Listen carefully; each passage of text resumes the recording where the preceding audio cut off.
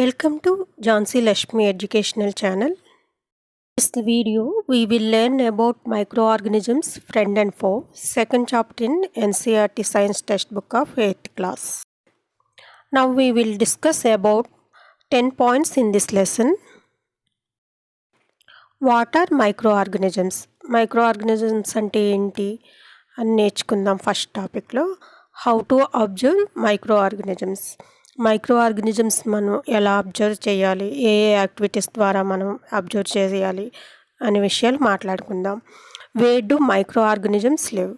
ఈ micro organisms ఏ ఏ ప్లేస్లో ఇవి నివసిస్తాయి, ఈ విషయాలు చెప్పుకుందాం.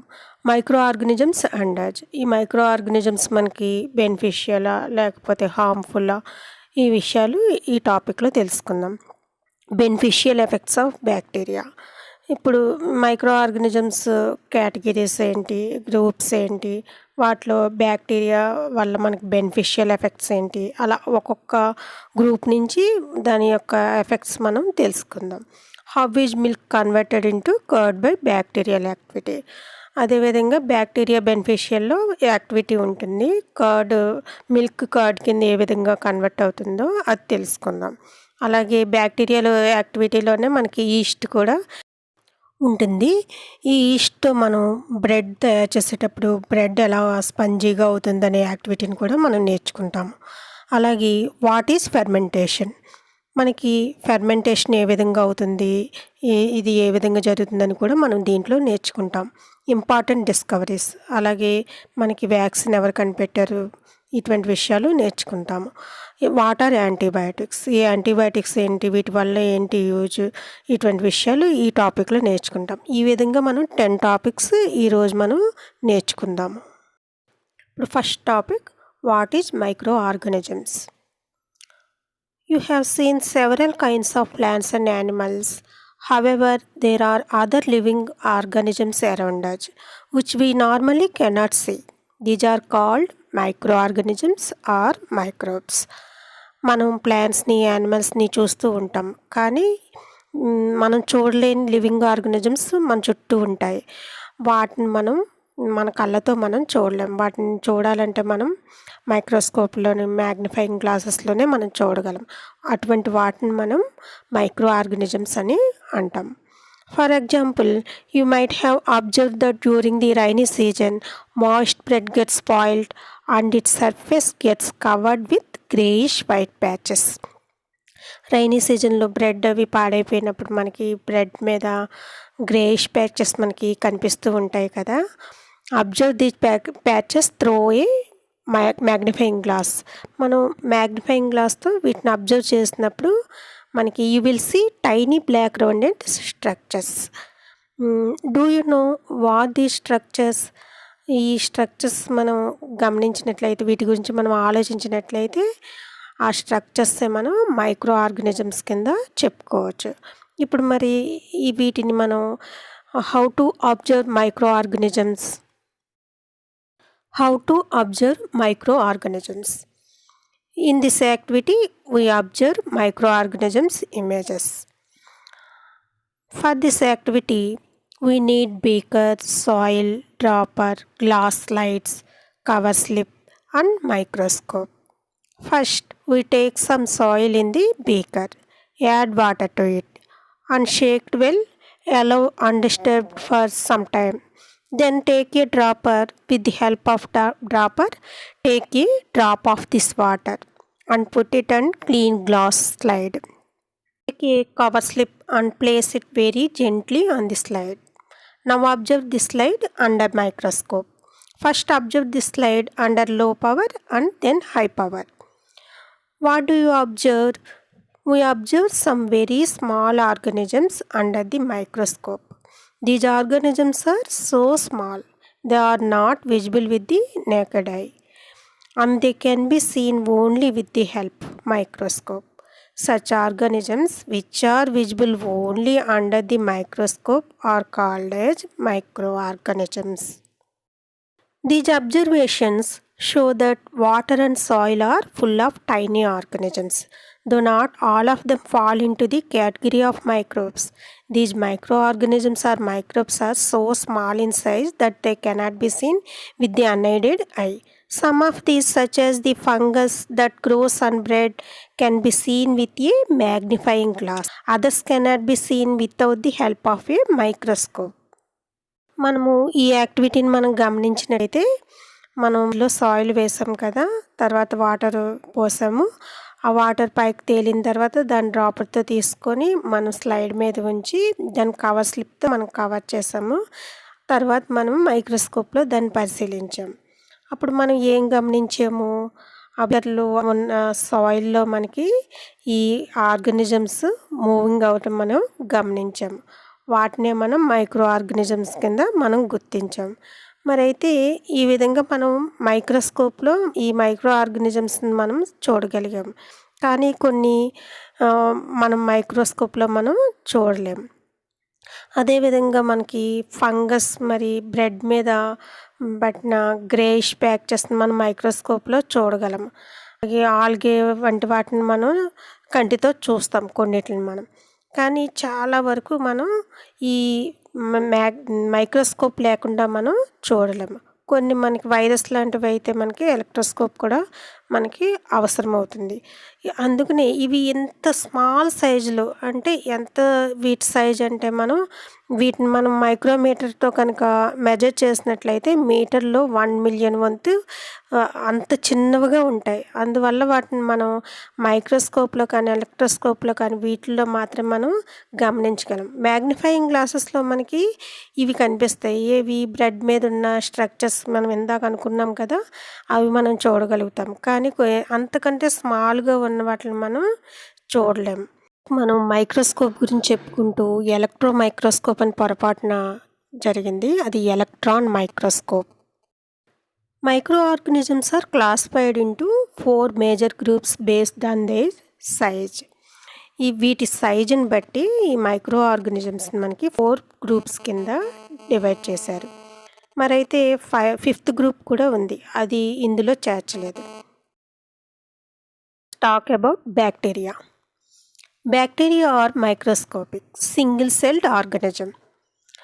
These organisms can live in soil, the ocean, and inside the human gut.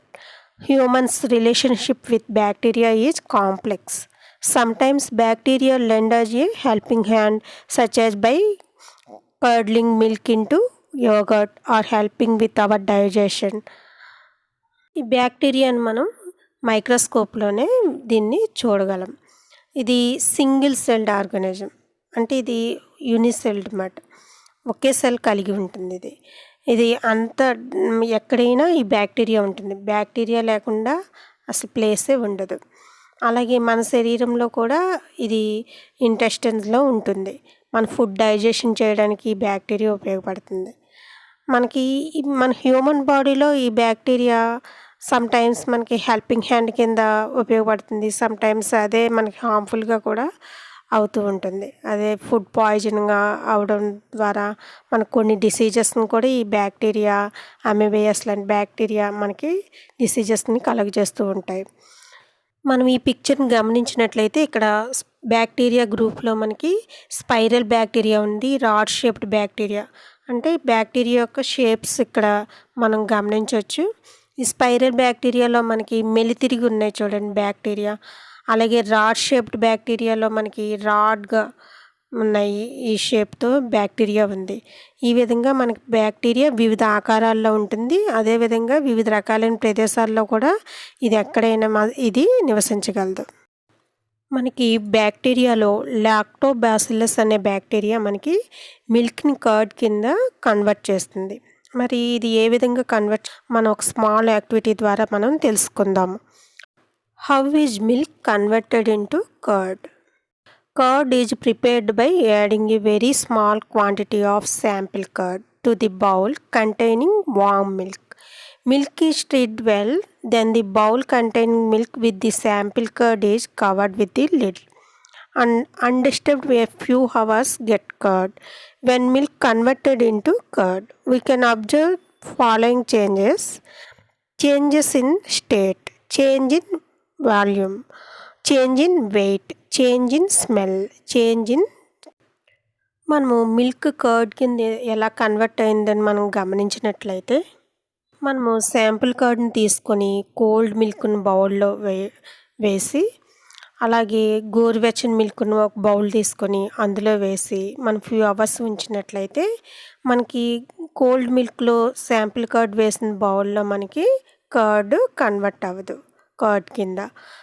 ఏదైతే లుక్ వామ్ మిల్క్లో మనం శాంపుల్ కర్డ్ వేసామో ఆ బౌల్లో మనకి కర్డ్ కన్వర్ట్ అవుతుంది కర్డ్ కింద. మరి ఇక్కడ ఏమేమి చేంజెస్ మనం గమనించాము, మనకు మిల్క్ లిక్విడ్ స్టేజ్ నుంచి కర్డ్ సాలిడ్ స్టేజ్లోకి మనకి కన్వర్ట్ అయింది. అలాగే వాల్యూమ్ కూడా మనకి లిక్విడ్గా ఉన్నప్పుడు మిల్క్ కంటే కర్డ్గా ఉన్నప్పుడు కర్డ్లో మనకి వాల్యూమ్ పెరుగుతుంది. అదేవిధంగా వెయిట్లో చేంజ్ వస్తుంది, అలాగే స్మెల్, అలాగే టేస్ట్లో కూడా మనకి చేంజెస్ వస్తాయి. ఈ విధంగా మనకి ఈ లాక్టోబాసిల్లమ్ అనే బ్యాక్టీరియా మనకి ఈ పాలల్లో ఫామ్ అయ్యి మనకి కర్డ్ కింద దాన్ని మార్చడానికి మనకి సహాయపడింది. మనం సాయిల్ యాక్టివిటీని బట్టి, కర్డ్ యాక్టివిటీని బట్టి మనకి మైక్రో ఆర్గానిజమ్స్ సాయిల్లో అయితే సాయిల్ అడుగున మనకి ఇవి టైనీ ఆర్గానిజమ్స్ కింద మూవ్ అవడం మనం గమనించాం. అదేవిధంగా లాక్టోబాసిల్లస్ మన మిల్క్ని కర్డ్ కింద కన్వర్ట్ చేయడం మనం యాక్టివిటీ ద్వారా తెలుసుకున్నాము. ఇప్పుడు micro organisms, where do micro orgs live, ఈ టాపిక్ గురించి చెప్పుకుందాం. Micro organisms may be single cell like bacteria. Some algae and protozoa are multicellular. Such as algae and fungi, they can survive under all types of environment, ranging from ice cold climate to hot springs and deserts to marshy lands. They are also found inside the bodies of animals, including humans. Some microorganisms grow on other organisms, while others exist freely. Microorganisms like amoeba can live alone, while fungi and bacteria may live in colonies. మనం micro ఆర్గానిజమ్స్లో మనకి single celled organisms ఉంటాయి, అలాగే multi cellular ఉంటాయి. మనం బ్యాక్టీరియాని తీసుకున్నట్లయితే ఇది single celled. అలాగే algae, protozoa అయితే మల్టీ సెల్యులర్. మనకి ఆల్గే అండ్ ఫంగై ఎక్కడైనా ఏ ఎన్విరాన్మెంట్లోనైనా, అంటే ఐస్ కోల్డ్ క్లైమేట్లోనా, హాట్ స్ప్రింగ్స్లో అయినా, డిజర్ట్స్లో అయినా, మార్షీ ల్యాండ్స్లో అయినా ఇవి నివసిస్తాయి. మరి అలాగే మనకి హ్యూమన్ బాడీస్లో కూడా ఈ బ్యాక్టీరియాస్, ఈ మైక్రో ఆర్గానిజమ్స్ మనకి హ్యూమన్ బాడీస్లో కూడా ఉంటాయి. మరి సమ్ ఆర్గానిజమ్స్ అయితే ఇతర ఆర్గానిజమ్స్ని మన హోస్ట్ ఆర్గానిజమ్స్గా చేసుకొనివి ఉంటాయి. మనకి అమీబా మరి ఎలాన్గా ఇది ఉంటుంది. కానీ ఫంగై, బ్యాక్టీరియాలు అయితే ఇవి కాలనీస్ కింద, గ్రూప్స్ కింద ఇవి నివసిస్తాయి. Micro organisms and urge. మరి ఈ మైక్రో ఆర్గానిజమ్స్ మన లైఫ్లో ఏ విధమైన ఇంపార్టెంట్ రోల్ ప్లే చేస్తున్నాయి ఇప్పుడు తెలుసుకుందాం. Micro organisms play an important role in our lives. Some of them are beneficial in many ways, whereas some others are harmful and cause diseases. ఆర్గానిజంలో మనకి బ్యాక్టీరియా లాక్టోబాసిల్లస్ మిల్క్ని కర్డ్ కింద ఏ విధంగా convert చేస్తే మనం నేర్చుకున్నాం. ఇప్పుడు మనం ఈస్ట్ గురించి నేర్చుకుందాం. ఇది ఆల్కహాల్ తయారీలో ఈస్ట్ ఏ విధంగా ఉపయోగపడుతుందో నేర్చుకుందాం. మనం ఈస్ట్ గురించి తెలుసుకోవడానికి ఒక స్మాల్ యాక్టివిటీ చేయాలి.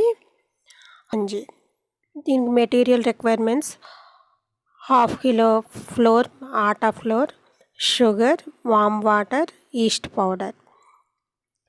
Take 1/2 kilo flour maida, add some sugar and mix with warm water.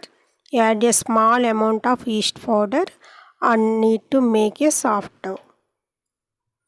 మనం ఒక 1/2 kilo మైదా ఫ్లోర్ని తీసుకొని దానికి షుగర్ని యాడ్ చేసి మనం ఈస్ట్ పౌడర్ కలిపి సాఫ్ట్ డో వచ్చేంత వరకు దాన్ని బాగా కలుపుకొని మనం నానబెట్టాలి.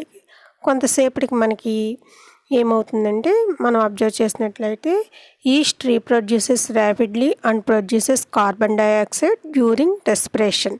Bubbles of the gas fill in the dough and increase volume. మనకి మైదాలో వాల్యూమ్ ఇంక్రీజ్ అయ్యి అది రైజ్ అవ్వడం మనం గమనిస్తాం. ఇది దేనివల్ల జరిగింది? ఈ ఈస్ట్ ఏం చేస్తుంది, అక్కడ కార్బన్ డైఆక్సైడ్ని ప్రొడ్యూస్ చేస్తుంది. దానివల్ల ఆ గ్యాస్ బబుల్స్ వల్ల అదేమైంది దాని యొక్క వాల్యూమ్ ఇంక్రీజ్ అయింది. మన ఫుడ్ ప్రొడక్షన్లో మనం ఇప్పుడు ఈస్ట్ ఏ విధంగా ఉపయోగపడుతుందో మనం తెలుసుకున్నాము. ఇప్పుడు కమర్షియల్గా ఈ ఈస్ట్ యొక్క ఉపయోగం ఏంటో తెలుసుకుందాం. Commercial use of micro organisms. Micro organisms are used for the large scale production of alcohol, wine and acetic acid. Yeast is used for commercial production of alcohol and wine. For this purpose, yeast is grown on natural sugar present in grains like barley, wheat, rice, crushed fruit juices. ఇప్పుడు మనం fermentation గురించి నేర్చుకుందాం. దీని గురించి ఒక small activity చేయడం చూద్దాం. Spoon of yeast powder to the sugar solution. Keep it covered in a warm place for 4-5 hours. Now smell the solution. This is the smell of alcohol as sugar has been converted into alcohol by yeast. This process of conversion of sugar into alcohol is known as fermentation. మనం ఒక spoon ఈస్ట్ని తీసుకొని దాని sugar సొల్యూషన్లో మనం కలిపినట్లయితే దాన్ని 4-5 hours మనం ఉంచితే దాని యొక్క స్మెల్లో చేంజ్ వస్తుంది, ఆల్కహాల్గా అది కన్వర్ట్ అవుతుంది. ఈ విధంగా మనకి ఈ ఈస్ట్ పౌడర్ కలపడం వల్ల షుగర్ ఆల్కహాల్గా కన్వర్ట్ అయ్యే ప్రాసెస్నే మనం ఫెర్మెంటేషన్ అంటాం. ఇప్పటి వరకు మనం what is micro organism, how to observe micro organism, where do microorganisms live, microorganisms under beneficial effects of bacteria, how is milk converted into curd, how do yeast make bread light and spongy, what is fermentation. ఈ విషయాలు మనం మాట్లాడుకుందాం. Next విషయాలు part 2లో మనం చెప్పుకుందాం.